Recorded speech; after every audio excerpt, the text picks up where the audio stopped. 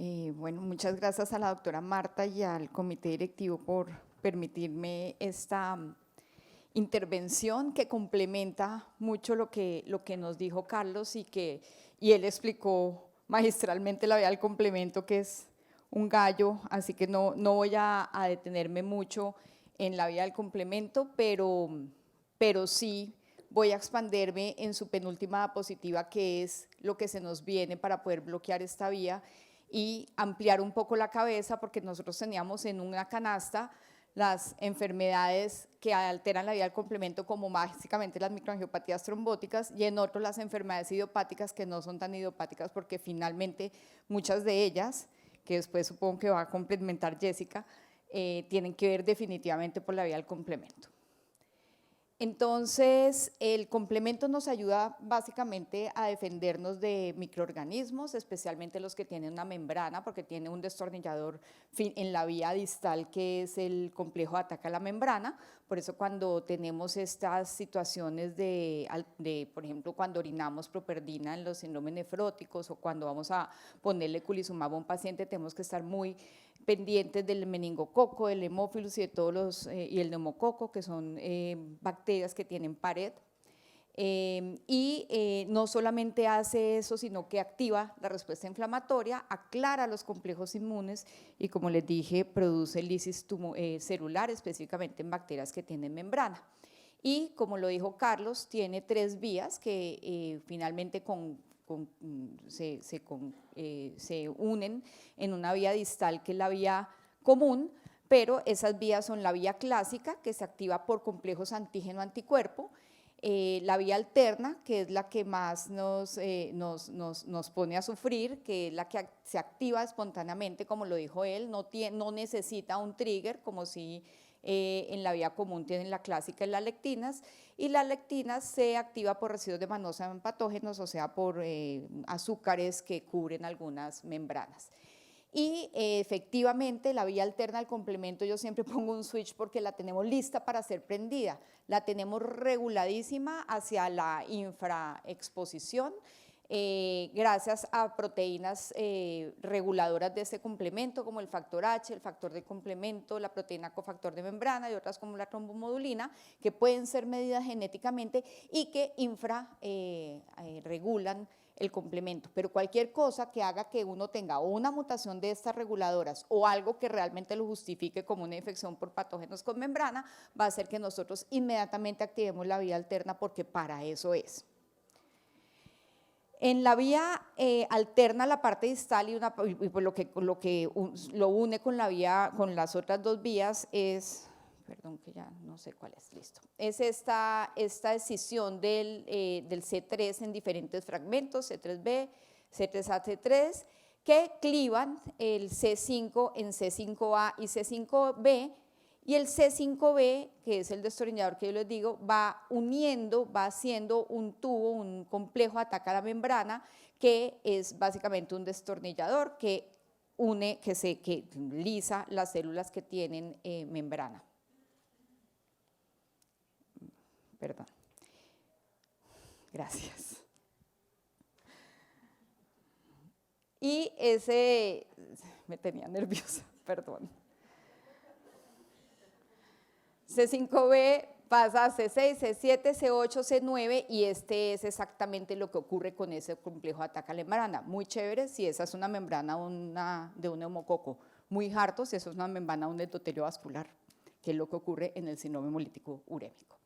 Y esto es lo que ocurre en ese complejo de ataque a la membrana en microscopía electrónica. Estas son unas bacterias y acá están muy vivitas, muy chévere. El complejo de ataque a la membrana perfora la membrana de esas bacterias y finalmente las mata. Eso, como digo, está hecho para eso, está hecho para defender de los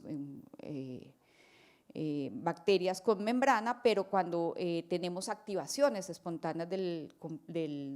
sistema del complemento, pues el complejo de ataque a la membrana nos ataca a nosotros. Entonces, eso es lo que pasa. ¿Qué pasa si la vía alterna se activa? Entonces, la diferencia es que nosotros tenemos una activación de la vía alterna en la fase celular, que es lo que finalmente deriva en microangiopatías trombóticas como el síndrome hemolítico urémico atípico, como el síndrome de HELP,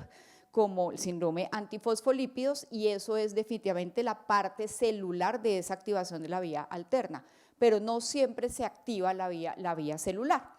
Entonces, esto es lo que vemos típicamente en el síndrome hemolítico urémico atípico, que ya han visto muchos esta diapositiva que siempre la muestro cuando hablo de este tema, en donde tenemos una regulación inadecuada de las proteínas del complemento, siempre están hacia la downregulación, pero cuando tenemos algo que las tiene mutadas, hacemos que el C3b clive la C5B específicamente empieza a convertirse en el complejo de ataque a la membrana, y en este caso, específicamente, por ejemplo, el síndrome hemolítico urémico atípico, ese complejo de ataque a la membrana no ataca al neumococo o lo que tengamos por ahí, sino que ataca a la célula del endotelio vascular.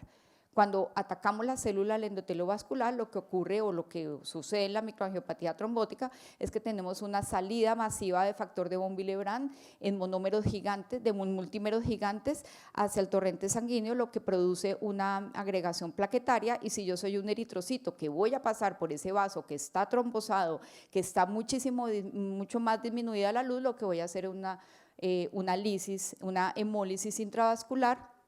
con presencia de esquistocitos, y si esto es un capilar glomerular, pues una falla renal aguda. Así que esto es lo que vemos típicamente en la activación de la vía alterna del complemento en su fase celular, y este es el hemolítico urémico atípico, del cual no voy a hablar.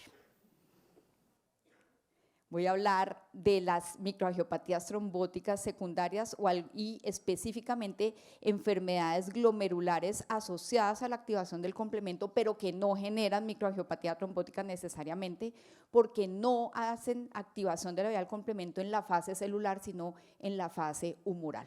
Pero todo el espectro de microangiopatías trombóticas, hace un poco Luz Estela me invitó a que la complementaran una charla sobre un niño que hizo una microangiopatía trombótica asociada a neumococo. Fue finalmente un síndrome hemolítico urémico atípico porque se le demostraron anticuerpos contra el factor H, tenía una infección por neumococo, y aparte de eso tenía otras mediciones, se sobrelapaban tres situaciones que finalmente, de estas tres, que derivaron de una microangiopatía trombótica y que terminaron finalmente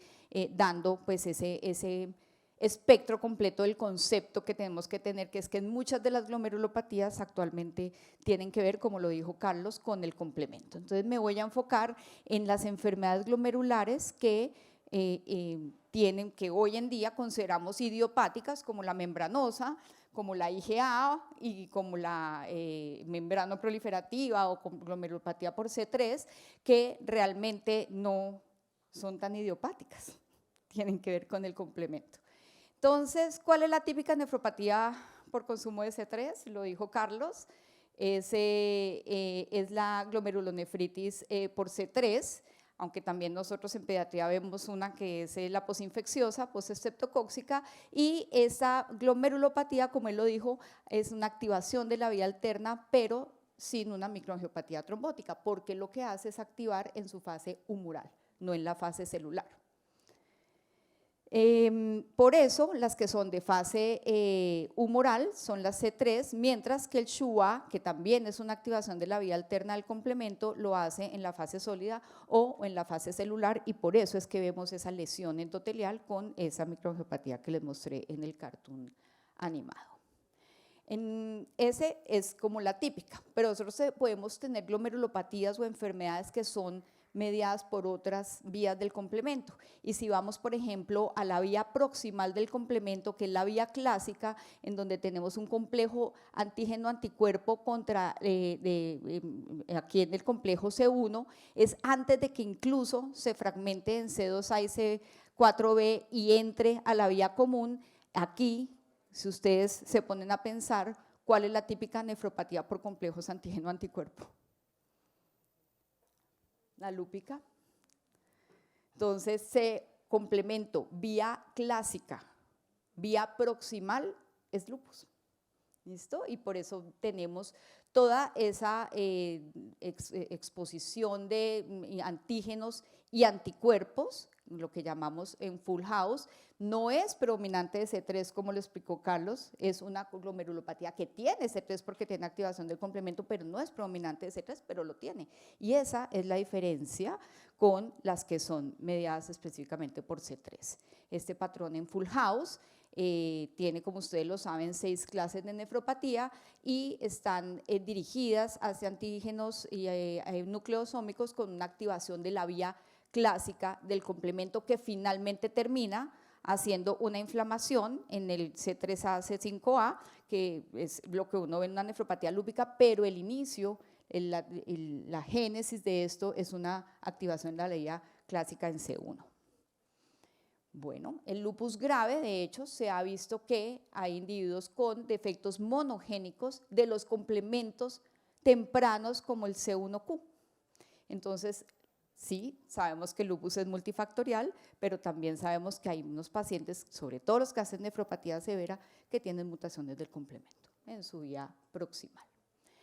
Y existe la otra vía, que es la vía de las lectinas. La vía de las lectinas, como les dije, está en la superficie de los patógenos, en la manosa que cubre algunas bacterias, es la vía del C2 y el C4 que se activa por autoanticuerpos y aquí se convierte otra vez en vía común, entendiendo lo que ya hemos explicado, pero la vía de las lectinas es básicamente no por complejos antígeno-anticuerpo como la principal, sino por autoanticuerpos. ¿Y cuál es la típica nefropatía por autoanticuerpos? Casi no la vemos en pediatría, pero los nefrólogos de adultos sí que la ven, y es la glomerulonefritis membranosa. Y en la membranosa lo que hay es antígenos diana con complejos inmunes con autoanticuerpos circulantes. Obviamente puede ser precipitada por algunas infecciones, hepatitis, pero básicamente es un anticuerpo contra un antígeno podocitario específico que es el receptor de la fosfolipasa A2 de tipo M, que lo conocemos como PLA2R, y eso es un antígeno propio que genera autoanticuerpos contra ese. Hay otros antígenos como estos, pero básicamente la vía de las lectinas, que es una vía proximal, que es una vía diferente a la vía alterna al complemento que ya la hemos hablado, también genera un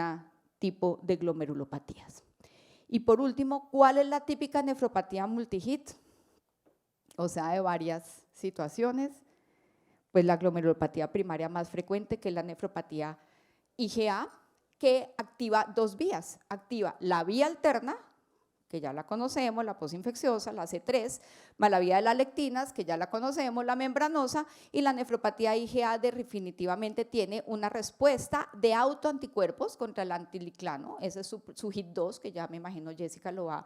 a explicar, y tenemos después un hit 3, que es la formación de depósitos de complejos inmunes, muy parecido a lo que ocurre en la vía proximal de la vía clásica. Entonces, ¿con qué nos quedamos? Con que todas las glomerulopatías que consideramos idiopáticas terminan siendo glomerulopatías del complemento. Y no todas las glomerulopatías asociadas a un complemento son microangiopatías trombóticas. Son solamente las que actúan en su fase humoral. Y las perspectivas terapéuticas, que es la charla, pero son ya 2 diapositivas, es entonces a esto que todos le damos esteroides inhibidores de la ECA, pues qué tanto podemos empezar a utilizar o empezar a pensar en el bloqueo del complemento para esto. Y yo lo dije cuando empezamos con las charlas como speakers de eculizumab, si esto no podría servir para la C3, y lo dijimos hace como 6 años, lo planteamos en un summit que nos hicieron y dijo, esto tiene que servir para la C3,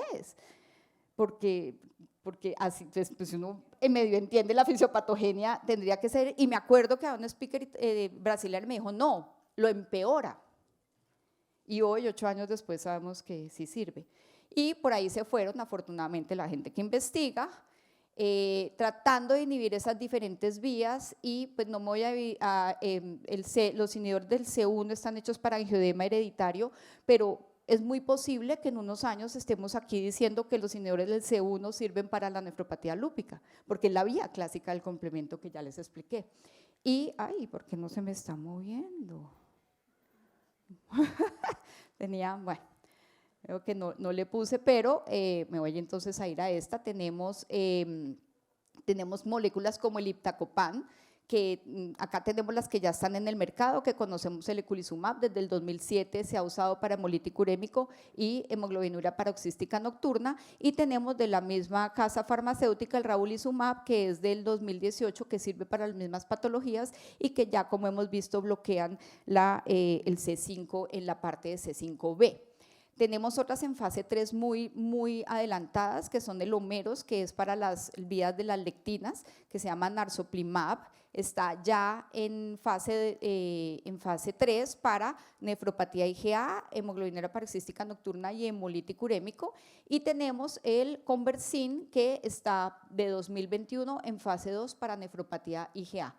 Tal vez el que vamos a tener más cerca en Colombia, aunque todavía está en fase 2, es el iptacopan, que ya tuve una primera aproximación a Novartis, que ya dijeron que lo van a traer, está para 2021 en fase para nefropatía IgA y glomerulonefritis C3. Como lo dijo Carlos, son moléculas que van directamente contra los factores reguladores de la fase mediana del C3, en la fase de activación inflamatoria, factor B y factor 3. Tenemos el pegcetacoplan, que es de 2021, está en fase 2 y está entendido para la hemoglobinuria paroxística nocturna. Y aquí fíjense cómo en la vía muy distal del C5A y del C5B, los inhibidores del C5AR1 que están ya en fase 2, como el avacopan, que está hecho para vasculitis de vaso pequeño, también lo mencionó Carlos,